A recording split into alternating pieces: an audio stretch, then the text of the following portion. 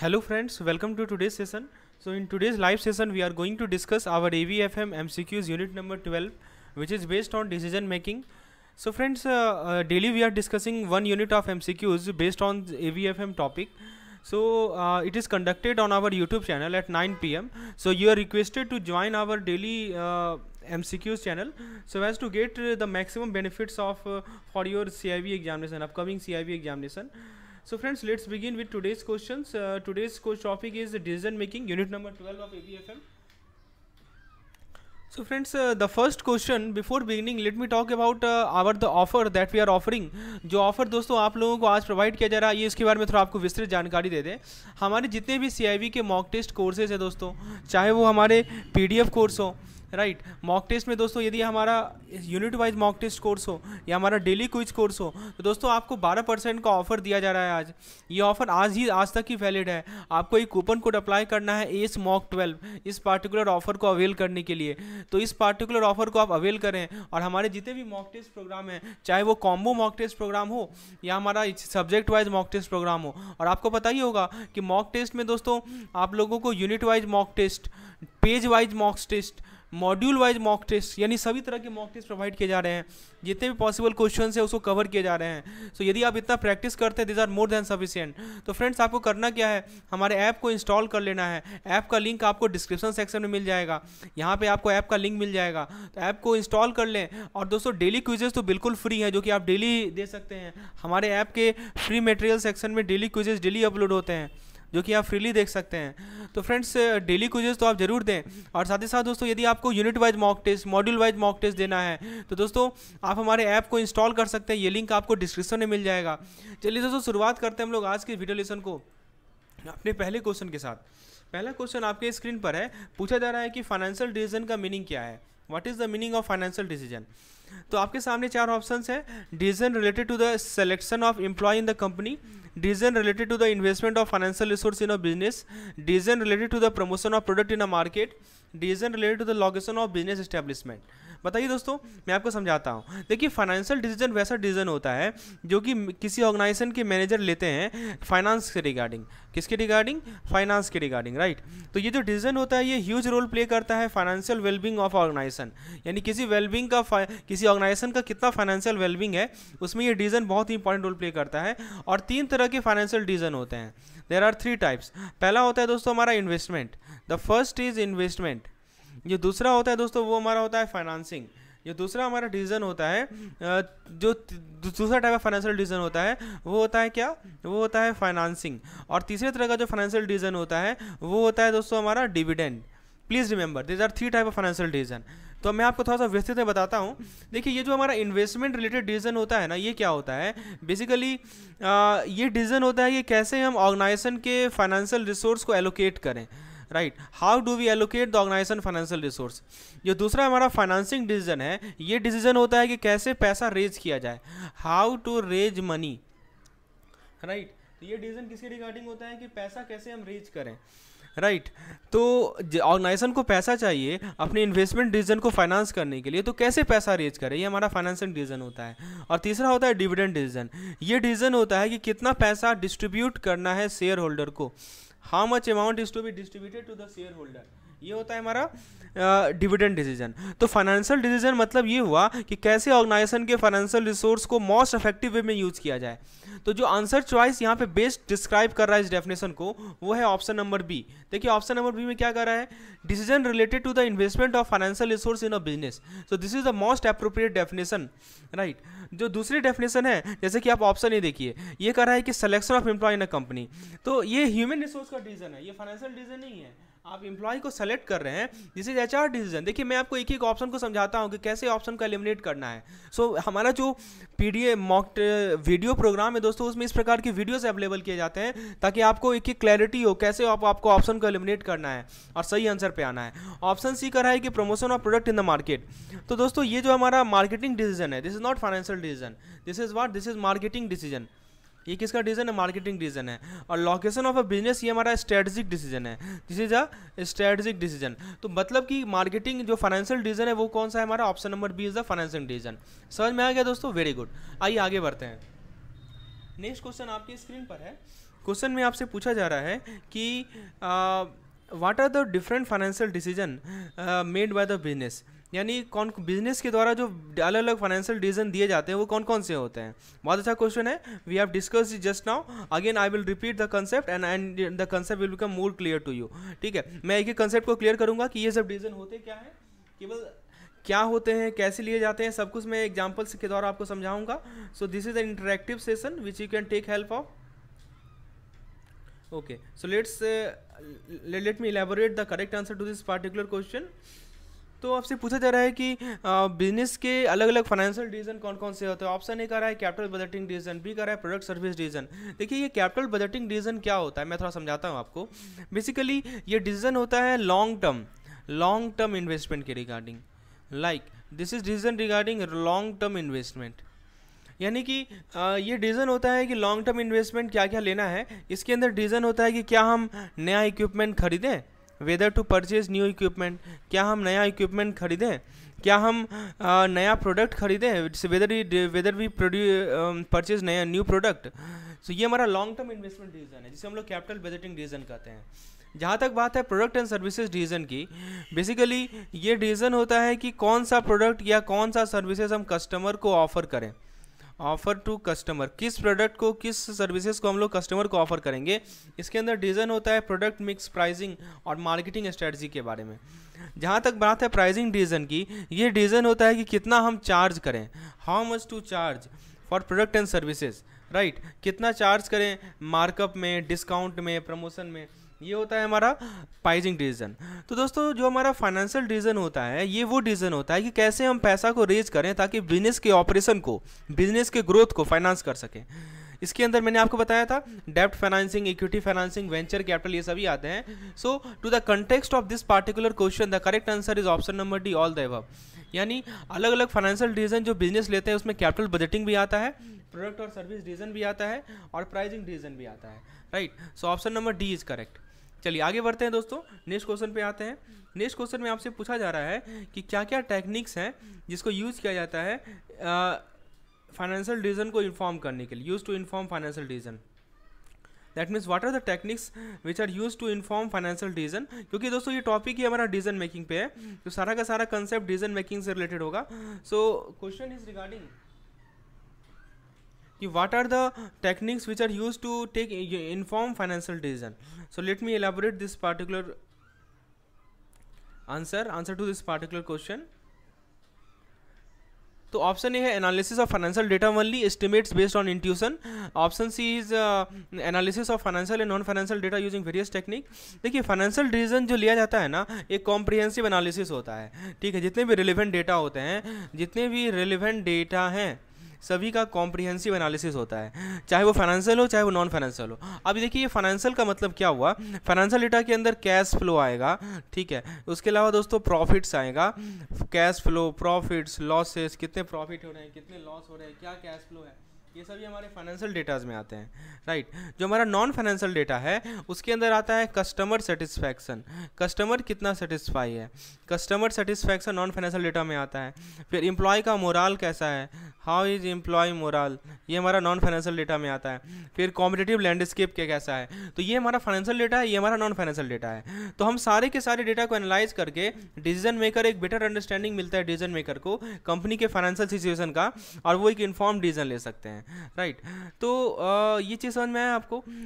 तो यहाँ पे देखिए आप इन सभी डेटा को एनालाइज करके डिसीजन मेकर को बेटर अंडरस्टैंडिंग मिलता है। देखिए यहाँ पे एक ट्रेंड एनालिसिस होता है, कुछ मैं आपको एनालिसिस का नाम बताता हूँ जिससे डिसीजन लिया जा सकता है। एक होता है दोस्तों हमारा ट्रेंड एनालिसिस। इसमें क्या होता है, इसमें पैटर्न देखा जाता है, this technique looks for pattern in financial data over time. Next होता है हमारा कोरिलेशन एनालिसिस। नेक्स्ट क्या होता है, कोरिलेशन एनालिसिस। इसमें क्या होता है, इसमें हम रिलेशनशिप देखते हैं अलग अलग फाइनेंशियल वेरिएबल का। और नेक्स्ट होता है हमारा रिग्रेशन एनालिसिस। रिग्रेशन एनालिसिस में क्या करते हैं हम लोग, इसमें हम लोग स्टैटिस्टिकल मेथड को यूज़ करते हैं ताकि फ्यूचर फाइनेंशियल परफॉर्मेंस को प्रेडिक्ट कर सकें। तो फाइनेंशियल डेटा को एनालाइज करना के अलावा डिसीजन मेकर जो है नॉन फाइनेंशियल डेटा को भी कंसीडर करते हैं, राइट। तो ये जो डेटा है नॉन फाइनेंशियल डेटा, ये वैल्यूएबल इंसाइट प्रोवाइड करता है कंपनी के एनवायरनमेंट का। जैसे कस्टमर सेटिस्फैक्शन डेटा से आप डिसीजन मेकर समझ पाएंगे। सो देखिए बाकी जो ऑप्शंस हैं, तो सही जवाब है इसका option number C, analysing of financial and non financial data. मैंने समझा भी दिया कि कौन कौन से डेटा फाइनेंशियल डेटा होते हैं, कौन कौन से डेटा नॉन फाइनेंशियल डेटा होते हैं। I think I have explain it. Okay, तो अदर जो ऑप्शंस हैं वो करेक्ट नहीं है, क्योंकि ऑप्शन ए कह रहा है ओनली फाइनेंशियल डेटा, ये गलत है। ठीक है, ऑप्शन बी कह रहा है कि बेस्ड ऑन इंट्यूशन, तो इंट्यूशन एक रिलायबल तरीका नहीं है जिससे आप फाइनेंशियल डिसीजन लें। ऑप्शन डी कह रहा है outsourcing the decision making process to consultant. तो दोस्तों ये गुड ऑप्शन है, अच्छा ऑप्शन है कुछ केसेस में, लेकिन सभी एक ऐसा टेक्निक नहीं है जिसको यूज करके आप इन्फॉर्म फाइनेंशियल डिसीजन ले सकें, राइट। सर मैं तो correct answer is option number C. आपको बहुत सारे फाइनेंशियल और नॉन फाइनेंशियल डेटा को एनालाइज करना होगा। चलिए आगे बढ़ते हैं। नेक्स्ट क्वेश्चन में आपसे पूछा जा रहा है कि what factors may be taken into account other than profit in financial decision making. यानी फाइनेंशियल डिसीजन मेकिंग में प्रॉफिट के अलावा बाकी और क्या क्या फैक्टर्स हैं जो कि हम लोग ध्यान में रखेंगे, ये सवाल है। ऑप्शन को जरा देखते हैं। ऑप्शन ए कर रहा है एथिक्स, ऑप्शन बी कर रहा है सोशल रिस्पॉन्सिबिलिटी, ऑप्शन सी कर रहा है एनवायरमेंटल कंसिडरेशन, और ऑप्शन डी कर रहा है ऑल द अबव। यानी हमें एथिक्स ध्यान में रखना है, हमें सोशल रिस्पॉन्सिबिलिटी ध्यान में रखना है,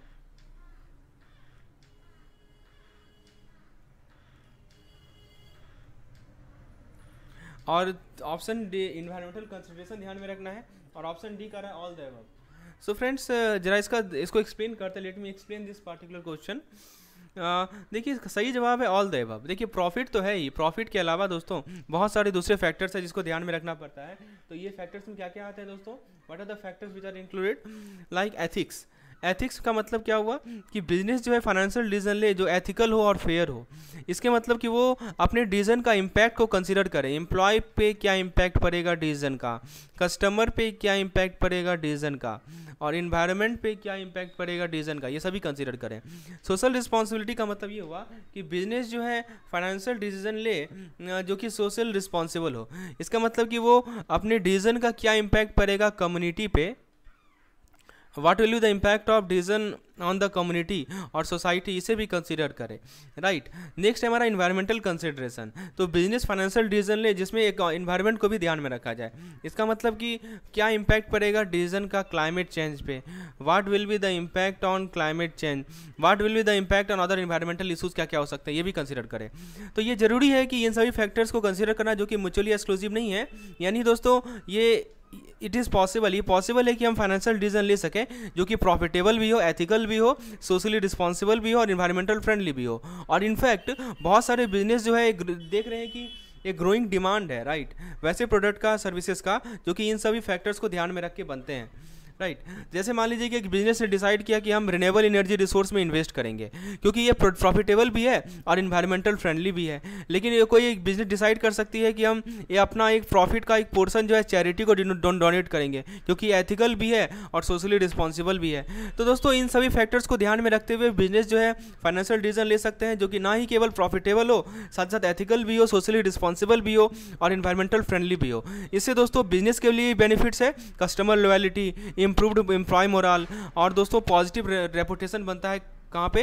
कम्युनिटी में। समझ में आया दोस्तों? चलिए आगे बढ़ते हैं। Let's see the next question. दोस्तों नेक्स्ट क्वेश्चन में आगे बढ़ने से पहले यदि आप CIB 2023 को टारगेट कर रहे हैं दोस्तों, आपके लिए हमारे पास एक्सक्लूसिव प्लान है, कॉम्प्रिहेंसिव प्लान है दोस्तों, जिसके अंदर videos, PDF, mock test, daily quizzes और आपको क्विक रिवीजन सेशन, सारा का सारा कंटेंट आपको पाँचों सब्जेक्ट का 2500 में प्रोवाइड किया जा रहा है।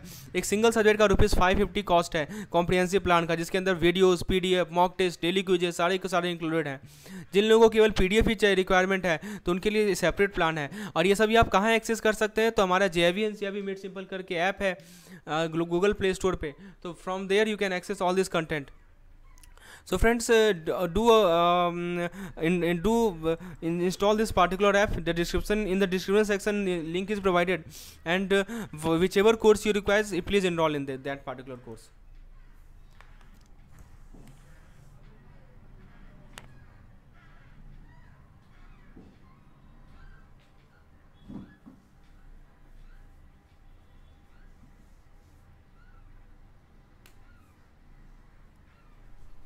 Friends, now let's see the next question.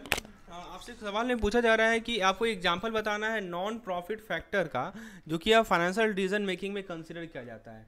Which of the following given example of non profit factor which is considered in the financial decision making.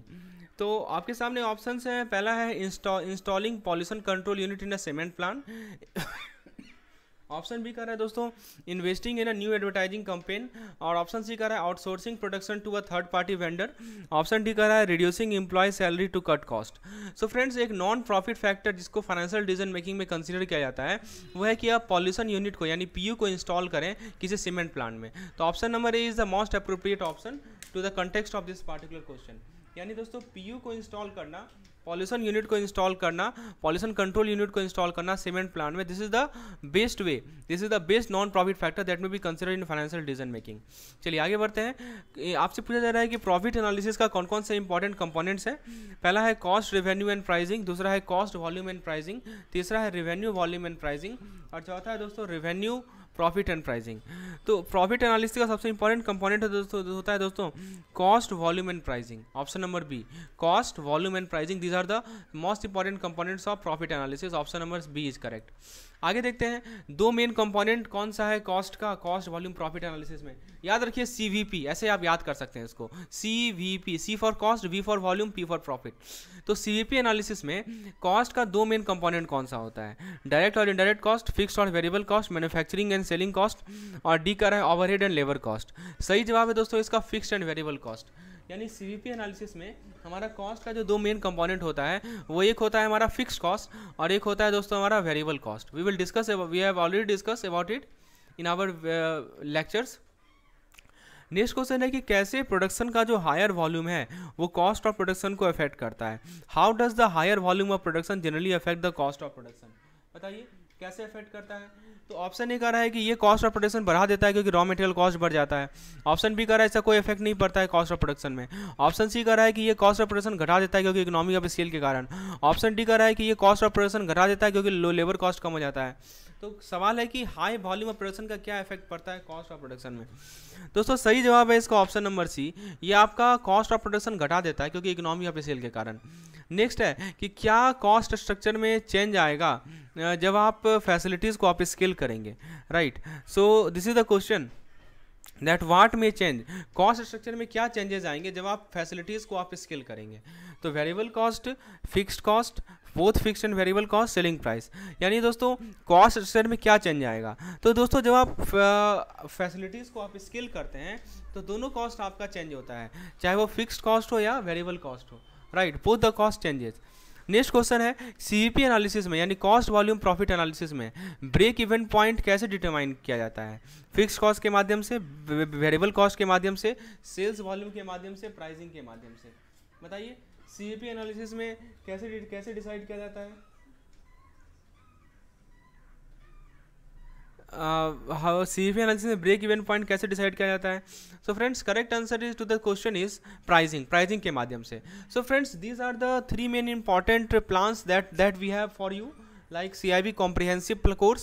In the comprehensive course you will get unit wise concise PDF notes, 3000 plus MCQs, daily quizzes, video explanation, unit wise and full length mock test. It will cost you rupees 2500 for the entire 5 subjects, valid for 6 months.